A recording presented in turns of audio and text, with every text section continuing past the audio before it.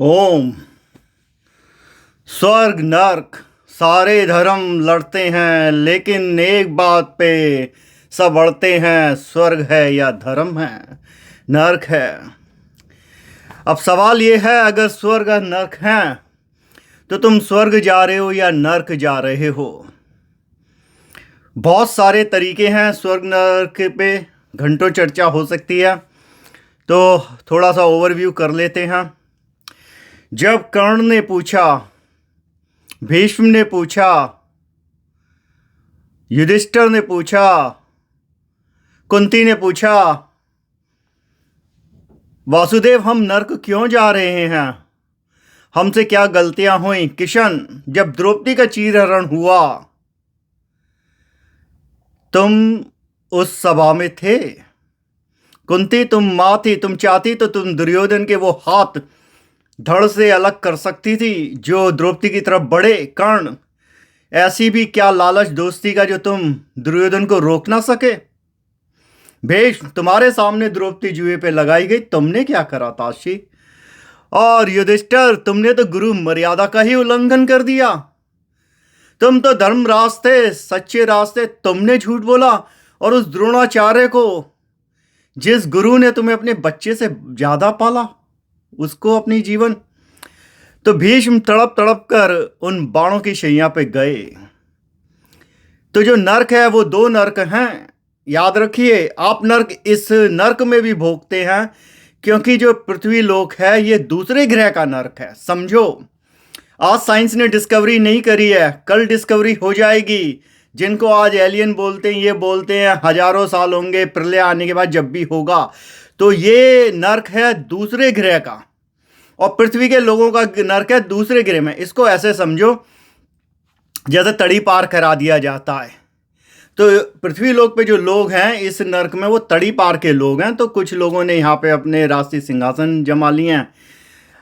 तो ये तो हुई बात कि पुराने लोगों के साथ क्या हुआ, उनके कर्म। अब आपका नर्क दो तरीके से भोगा जाता है। एक वो जो आपके माता पिता पूर्वजों के कर्मों की वजह से होता है, और दूसरा ये ऐसे समझिए जैसे पुराने ज़माने में होता था कि बाप ने पैसा लिया, बेटा पोता जमींदार को देते देते मर जाते थे।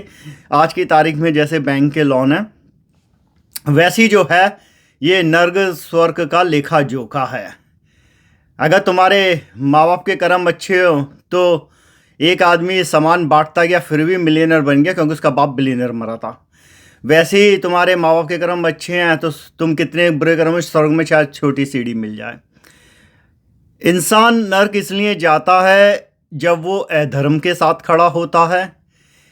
जैसे आज तुम लोग अंधी भक्ति, अंधविश्वास, जो ये पाखंड करने वाले चमत्कारी हैं, या जो ये पाखंड स्नान है, जो भी क्रियाएं हैं, अपने आप से पूछना। देखो भाई, मैं कौन होता मूर्ख अज्ञानी, तुम हो महान प्राणी। तो तुम क्या काम करते हो, उन सब में सम्मिलित होते हो, चाहे वो धार्मिक खेल कूद हैं, जो सेलिब्रिटीज़, पॉलिटिशियन, क्योंकि वो लोग वहाँ आते हैं, तुम उनके नाम लेते हो तो तुम अपने अंदर की एक अहंकार को सेटिस्फाई करते हो कि हम उनसे जुड़ गए। और तुम्हारी बुद्धि इतनी भ्रष्ट करी जा चुकी है कि तुम ये सोच नहीं पाते कि धर्म कहाँ है, अधर्म कहाँ है। और धर्म तो कुछ होता ही नहीं, धर्म से बड़ा सत्य है। सत्य वो जो किताबों में नहीं आए, सत्य वो जो आपके अंदर है। छोटी सी बात है, अभी भगदड़ मची, लोगों ने एक दूसरे के ऊपर धक्का मुक्की कर दी। वहाँ कुछ लोगों ने उन्हें गार्बेज की तरह करा होगा, जो भी रहा होगा। कुछ लोगों ने उसमें अपनी जो है कुछ पैसों की कमाई करी होगी, हर किसी ने। तो ये वैसे ही हैं ये सारे एक्शन, जैसे जब आदमी नया नया जवान होता है, वो खूब दारू सिगरेट का नशा करता है, और कुछ सालों में ही उसका टिकट करता है या दवाई गोलियों पे आ जाता है।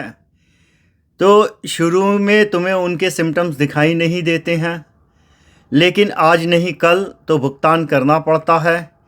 तो आप स्वर्ग जा रहे हो या नर्क जा रहे हो, ये आपको देखना है।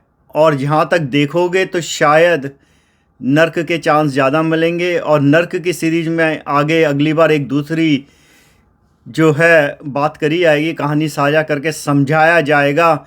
जिसे तुम धर्म समझते हो, जिसे तुम स्वर्ग की सीढ़ी समझ रहे हो, वो एक्चुअल में नर्क की तरफ जाती है। क्योंकि जब अंधेरे में आदमी मदहोश होता है, रात्रि में चलता है, तो वो सांप को रस्सी समझ लेता है, रस्सी को सांप। और कुछ लोग तो पड़ोसियों के घर यहाँ हाथ साफ कर आते हैं। तो वैसे ही तुम्हारे ये भ्रम है, क्योंकि जो तुम्हारी भक्ति थी वो भ्रम पे है। और जो तुम्हारे को इन लोगों ने जो धार्मिक ठग हैं, जिस तरीके से कर्मकांड कराए हैं, उन्होंने तुम्हारे लिए दरवाजे दूसरे खोल दिए। आगे बात करते हैं। ओम।